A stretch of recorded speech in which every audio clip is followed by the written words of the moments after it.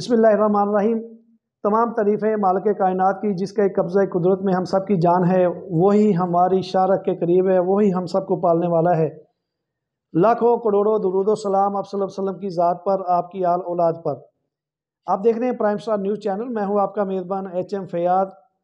Programme हम ख्याल लेकर आपकी खिदमत में हाज़िर हूं। आज का हमारा प्रोग्राम बिलखुसूस अवामी मसाइल के ऊपर है। अवाम इस वक्त महंगाई की चक्की में पिस रही है। हालात कैसे हैं, पिछले साल की महंगाई और अब का जो दौर जा रहा है, इस महंगाई के दौर में हम मुवाजना करेंगे, कोशिश करेंगे कि एक ऐसे मुकामी ताजर से बात करें जो बाकायदा तौर पर अरसा दराज से इस बिज़नेस के साथ मुंसलिक है।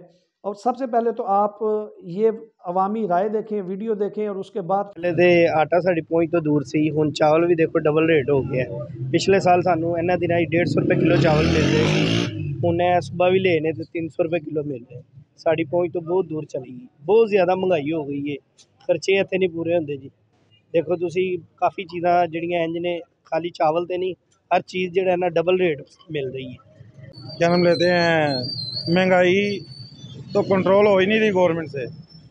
गवर्नमेंट की पहुंच से दूर होती जा रही है। महंगाई कंट्रोल करना गवर्नमेंट के बस की बात ही नहीं है। अब चावल देख लें, 1000% महंगे हो गए। जो आटा है वो भी नहीं मिलता है। गवर्नमेंट कहती है हम सब्सिडाइज आटा दे रहे हैं, लेकिन सब ये सब्सिडाइज आटे के नाम पे जस्ट ड्रामेबाजी की जा रही है। गोरख धंधा बनाया हुआ है ये आटे के नाम पे, सब्सिडी के नाम पे। वज़ीर खुराक का क्या किरदार होता है कि खुराक मुहैया करना, खुराक प्रोवाइड करना। तो वज़ीर खुराक साहब कहाँ पे हैं, किधर सो रहे हैं, कोई पता नहीं उनका। किसी चीज़ पे कोई एक्शन नहीं। ये कौन सा माफिया है जो ये पाकिस्तानी अवाम का खून निचोड़ रहा है। जी नाज़रीन, आपने अवामी राय सुनी, अवाम का मौक़िफ़ जाना, वो किस कदर परेशान है महंगाई को लेके। आज हमारे प्रोग्राम ख्याल में लाहौर के एक मकामी ताजर हाफ़िज़ अरसलान इकबाल, उनको मैंने शरीक गुफ्तगू किया है और उनको अपने प्रोग्राम हम ख्याल में खुशामदीद कहता हूँ। उनसे जानने की कोशिश करेंगे कि आखिर क्या वजह है अपना ज़रई मुल्क, अपनी पैदावार करने वाला ये ख़ित्ता, अल्लाह ताला ने हमें इतनी ज़रख़ेज़ ज़मीन दी है और हर चीज़ हमारे पास माशाल्लाह अल्लाह ताला की तरफ से एक नेमत की शक्ल में मिलती है, और फिर भी हम लोग इन चीज़ों की जो कीमतें हैं उनको कंट्रोल नहीं कर पाते। आखिर इसके पीछे क्या राज है, कौन लोग मुलव्वस हैं, कौन सा माफिया है जो हमारी इन चीज़ों की कीमतों को कंट्रोल नहीं कर सकता।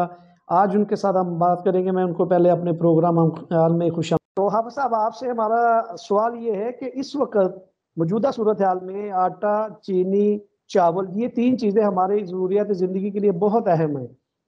क्या वजह है कि इस वक्त चावल जो है वो पिछले साल की निस्बत बहुत महंगे हैं, आटा है उसकी कीमतें बढ़ चुकी हैं। पिछले यानी अगर जुलाई का हिसाब लें तो अब तक आटे की कीमत में भी बहुत इजाफा हो चुका है। क्या मसला क्या है? आप एक ताजर हैं और मुकामी सतह पे आप कारोबार करते हैं, हमें बता सकते हैं कि ये प्रॉब्लम कहाँ से शुरू होती है और कौन लोग हैं जो इसको सॉल्व कर सकते हैं?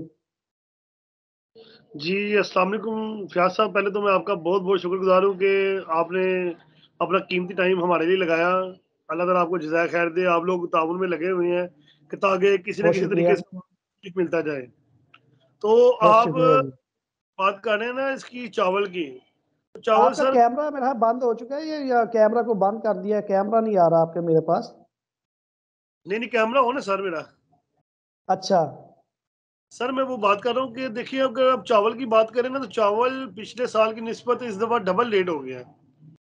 तो ये देखिए, हमारे मुल्क की पैदावार है, कोई बाहर से नहीं आनी, ना इसका कोई डॉलर के साथ ताल्लुक है। ये सिर्फ जो चंद माफिया है ना जो ऊपर बैठे हुए हैं, अब जी। उनमें सियासत कह सकते हैं, हम जैसे लोग भी कह सकते हैं। ये सब उन लोगों की वजह से काम खराब होता है जो रेट निकालते हैं उसको खुद तेज कर देते हैं। तो गवर्नमेंट को हम्म। इसमें भी कोई ना कोई ऐसा सिस्टम होना चाहिए कि जो है ना, रेट गवर्नमेंट की इजाजत के बगैर नहीं बढ़ना चाहिए। उसकी रीजन बतानी जी। चाहिए, सर हमें महंगी मिली है, या हमें कोई फलां को उसमें ट्रांसपोर्ट का महंगे का खर्चा आ रहा है, या हमें उसमें जो हम चावल लगाते हैं उसमें को हमें ज्यादा पैसे जी। लग रहे हैं। तो सर देखिए, वही चीजें हैं। तो इस साल डबल रेट हो गया सर। ये जी। बहुत ही गलती है आम आवाम के साथ। सर हम जी, अब बात क्या करें। कह रहे थे कि आटे का जो बुरहान है उसमें मिल मालकान है वो ही शामिल होते हैं, वो उनका ज्यादा कसूर होता है। कि मिल मालकान ज्यादा शामिल है और दूसरे नंबर पे गवर्नमेंट के इदारे भी शुमार है बिल्कुल।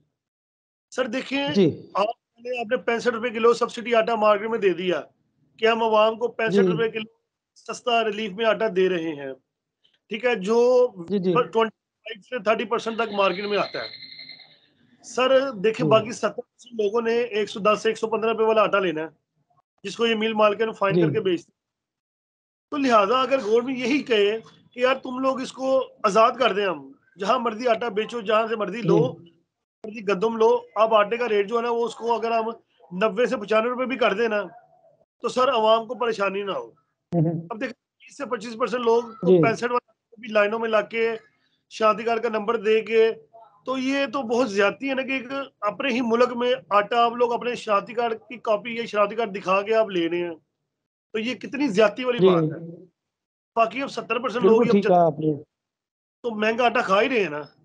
तो ये ही कुल मिला के वो कहते हैं ये हम्म, सब्सिडी करते हैं, आप आवाम को अच्छी चीज प्रोवाइड करें, ठीक है, तो वो 90 से 95 रुपए में रेट आ जाएगा तो बहुत ईजी हो जाएगा, ना उसमें करप्शन होगी, ना उसमें कोई ऐसा मामला होगा।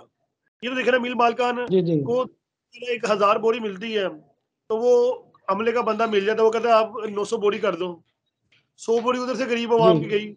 आटा दुकान पे अगर आता है 200 थैला जी किसी तो कहते हैं सर आप 250 थैले की वसूली दें। तो सर कुल मिला के ये जी। जो है ना, ये अवाम के साथ ही सर जाती है, ठीक है ना। तो इनको अच्छा, चाहिए वो जो आटा शॉर्ट करते हैं, 250 का ऑर्डर हो वो आपको 100 देते हैं, वो बाकी जो 150 है वो किस जगह पे बेचते हैं, फिर वो क्या करते हैं? फाइन आटा महंगा इनका बिकता है 110 रुपए किलो, वो गवर्नमेंट को जी हिसाब जी वाले 10 वाले सेल करते हैं। सर अगर एक चीज, जी। अगर आप ये सब्सिडी नहीं है, ये खाली सिटी सिटी है सर, अच्छा ये अवाम की अच्छा सीटी पे जाती ठीक। अच्छा, आप सब मुझे ये बताएं है। कि जी चावल इस वक्त ताज़ा चावल है, नया चावल है, वो मार्केट में आ गया है। पिछले साल जी से इस बार चावल की कीमत जो है तकरीबन आप समझ लें कि अगर कैलकुलेशन करें तो ये 1000% ही आ जाती है, यानी 100% नहीं, 1000% आ जाती है। इतनी डबल महंगाई, इसके पीछे क्या रीजन है? सर, इसके विषय में वो आपको बताया कि ये माफिया है कि देखिए ना, अभी पिछले साल चावल अच्छा। 6000 50 किलो, जो नया जी चावल जी था। सर इस साल जी वो जी 11 रेट आया है। बहुत ही जी ज्यादती है ये अवाम के साथ। इसमें देखे ना, ये जी गवर्नमेंट जी का ही कसूर है कि पता करे, उनको जाके पूछे सर इसमें क्या चीज महंगी हुई है सर, इसमें खाओ आपका तोड़ा महंगा जी हुआ है, खान महंगी हुई है, कितनी महंगी होगी जो एक 50 किलो के पीछे सर उन्होंने डबल रेट कर दिया। जो चीज आपको 6000 की जी। मिल रही थी सर, वो अब आपको 11,000 में मिल रही है। तो सर ये देखिए, हम तो कहेंगे ये बहुत और ज्यादती है। ये तो इब्तदाई रेट है, इस जब कस्टमर मार्केट में आएगा उसकी डिमांड बढ़ेगी तो उसका रेट और बढ़ जाएगा। बिल्कुल बिल्कुल। सर इस वक्त जो है ना, पुराने का रेट 13 से 14 हजार रुपया, 13 से 14 हजार रुपया 50 किलो के बैग का। तो ये पर केजी कितने में पड़ा? सर 280 में पर केजी पड़ जाता ये चावल। वो आपको 280 का पड़ा है और कस्टमर जो है वो 300 तक चला जाएगा फिर। 290 होलसेल में लेगा, फिर आगे रिटेल की दुकानों पे उसको 300 ही मिलेगा ना। तो गरीब के लिए तो 300 रुपए के लिए वो वाली चावल देखे कितनी ज्यादती है। घर में 2 किलो अगर चावल बनाए तो 1000 रुपए वाली बात पहुंच जाती है। जी। सर ये इसका जो है ना, सारा जो हम इसको क्रेडिट देंगे गवर्नमेंट को देंगे कि वो देखें। अच्छा, यानी जिम्मेदारी, सारी जिम्मेदारी जो महंगाई को आउट ऑफ कंट्रोल करने की जो जिम्मेदारी आती है वो गवर्नमेंट पे आती है फिर। सर देखो, इन्होंने वजीर बनाया हुआ है ना प्राइस कंट्रोल वाले, तो सर वो उनको चाहिए ना कि कहेंगे सर रेट बढ़ाने से पहले पहले हमें बताएं कि आपकी क्या चीज बढ़ी है इसमें। यानी इसमें अगर वजीर आप, खुराक की ये जिम्मेदारी में शामिल होता है ये। जी जी सर, क्यों नहीं सर, तो वजीर खुराक साहब को सर चाहिए ना सर कि देखें वो हम लोगों के हम्म, लिए काम, तो अल्लाह ताला उनको जजा दे, तो वो इसमें जरा हम लोगों के लिए जरा थोड़ी रहनुमाई पेश करे ना, कि थोड़ा आवाम जी को जी भी रिलीफ, कि एक चीज का रेट बढ़ा नहीं तो जी। हम पीछे से क्यों बना रहे हैं। इसी तरह आप किसी अगर कंपनीज की भी बात करें तो वो अगर रेट बढ़ते हैं ना सर, तो रेट तो बढ़ा ही रहे जी। हैं लेकिन ग्रामीण भी कम कर रहे हैं। तो ये तो सब सर ऐसा सर तो नहीं है कि हमारी जो आला क्वालिटी का चावल है वो जो है वो एक्सपोर्ट हो रहा हो, कहीं ऐसा तो नहीं है? सर अगर और वो जो भी हो रहा गंदम है। है हमारी, जो हमारी गंदम है वो भी एक्सपोर्ट हो रही हो, जिसकी वजह से शॉर्टेज आती हो, जो आटे की जो क्वांटिटी है वो मिल मालकन को कम जाती हो, ऐसा भी है? सर यही तो बात है, देखिए आटा आवाम को मिल रहा है ना, 110 रुपए वाला आटा आप जी जितना मर्जी ले लें, वो भी गंदम ही है ना ठीक सर। है। तो जी 110 वाला आपको मिल रहा है, तो जो गवर्नमेंट ने ये खाली सिटी सिटी निकाली हुई है, जिसको आप सब्सिडी कहते हैं, ये खाली सिर्फ आवाम की जी सिटी बचाने वाली चीज़ है। तो सर वो उसमें आगे शादी नहीं होती, गंदम कम हो जाती है। तो जब 110 रुपए हम खर्च करते हैं, तो सर उसमें क्यों हमें फिर वो जितना मर्जी मिल जाता है? गंदम है तो सर ठीक मिलती है। है ना। अच्छा, चावलों के लिए कहीं ऐसा तो नहीं है कि उनको खाद की ज़्यादा शॉर्टेज रही है? खाद की कीमतें पिछले साल बढ़ी थी और उसके बाद फिर ये सैलाब आ गया होगा, उसकी जो हमारी ज़राअत है उसकी पैदावार कम हो गई होगी, कोई ऐसा भी मसला हो सकता है? इससे होता है कि नहीं? सर जो सिंध में जो मामला तो हुआ है ना सैलाब का, उसमें सर ज्यादातर चावल जो है ना वो आम चावल है, जिसको इनकी चावलों वाली जुबान में ना कहते हैं 86 चावल कहते हैं, 86। 86 राइस। जी सर वो जी जी। आम चावल। और ये जो इन्होंने रेट निकाले हुए ना, ये कायनात का निकाला हुआ है, 11-21 इसका बीज का नाम होता है। तो सर इसमें कोई हम्म। मसला नहीं, ये ज्यादातर होता ही पंजाब में है।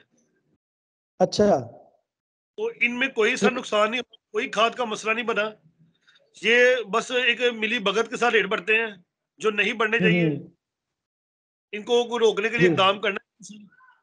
आप लोगों के ताउन से ये काम होगा, आप लोग ये आम आवाम की आवाज़ आगे तक पहुँचाते हैं, तो इंशाल्लाह आप लोगों की मोहब्बत से, आप लोगों के प्यार से इंशाल्लाह ये काम होगा, तो इंशाल्लाह ज़रूर हम होगा तो सर। बड़ी कोशिश करते हैं, हमारी कोशिश यही होती है कि ये अवामी मसाइल होते हैं जिसका हमने नाम भी हम ख्याल रखा होता है। हम ख्याल का मतलब ये होता है कि हमने आम आदमी की आवाज़ अपने जो अरबाब इख्तियार है उन तक पहुँचानी होती है। और आपका भी बहुत बहुत शुक्रिया जो आपने हमारे साथ ये इस मौजू के ऊपर बात करने की कोशिश की। तो इंशाल्लाह हमारे प्रोग्राम का अभी वक्त ख़त्म हो रहा है, तो आपका बहुत शुक्रिया जो आपने हमें अपने कीमती वक्त से वक्त दिया है। इकबाल की बात सुनी है, हाफ़िज़ अरसलान जो है वो मकामी ताजर है और उनका यही कहना है कि अपने वतन की पैदा करदा हुए चीज़ें जिनकी कीमतें हमारी हुकूमत को चाहिए कि वो कंट्रोल करे, लेकिन एक माफिया है, वो ऐसा माफिया है, बहुत ताकतवर माफिया है जो हमारे जो समझ लीजिए कि मुकम्मल मशीनरी को जाम कर देता है। जब तक हम इस माफिया को कंट्रोल नहीं करेंगे तब तक ये हमारी जो महंगाई का जो जिन है वो काबू नहीं आ सकता, उसको बोतल में बंद नहीं किया जा सकता। मैं आपका नुमाइंदा हूँ। हाफ़िज़ अरसलान इकबाल जो है वो मकामी ताजर है, उसने हमें बता दिया है कि आखिर क्या वजह है, आटे की कीमत क्यों कंट्रोल में नहीं होती, चावल की कीमत क्यों कंट्रोल में नहीं होती। हालांकि ये क्यासराइयाँ की जा रही थी कि सिंध में बहुत सैलाब आ चुका है, सिंध की वजह से जो कीमतें हैं वो बढ़ी हैं। वो उनके मुताबिक ये जितना भी चावल है, जो बेहतरीन किस्म का कायनात का जो चावल है वो भी पाकिस्तान पंजाब की पैदावार है। सिंध से तो सिर्फ 86 जिसको 86 चावल का नाम दिया जाता है वही पैदा करता है। लेकिन यहाँ पे अरबाब इख्तियार को, बिलखुसूस हुकूमत पंजाब को, वज़ीर खुराक को इन चीज़ों का नोटिस लेना चाहिए। और ये जो सब्सिडी, जिस तरह हमारे मेहमान ने कहा कि ये सब्सिडी नहीं, ये सीटी है और ये अवाम की सीटी बुझा रहे हैं, इस सीटी को बंद करना, इसको कंट्रोल करना वज़ीर खुराक का काम है। वज़ीर खुराक ज़रा अपने दफ्तर से बाहर निकले और जाने कि अवाम किस हाल में है। वो जो चावल कभी इनको 55 रुपए किलो मिलता था, वो जो चीनी 55 रुपए किलो होती थी, वो आटा जो 35 रुपए किलो वाला था, आज वो आटा लोग 100 रुपए किलो ले रहे हैं। तो खुदारा आप ज़िम्मेदारी का मुज़ाहरा करते हुए कंट्रोल करें और इस माफिया को, छोटे दुकानदारों को आप फ़ौरन जो है उसका चालान कर देते हैं। मजिस्ट्रेट जो है वो रेट कंट्रोल करने के लिए छोटे दुकानदारों को पकड़ते हैं जिनके पास ज़्यादा से ज़्यादा 1 या 2 बोरी होती है। आप जाएँ, उन गोदामों को छापा मारें, उन माफिया को पकड़ें कि जो वाक़ई इनकी कीमतों को कंट्रोल करके बैठा हुआ है और रातों रात वो खरबपति बन जाते हैं।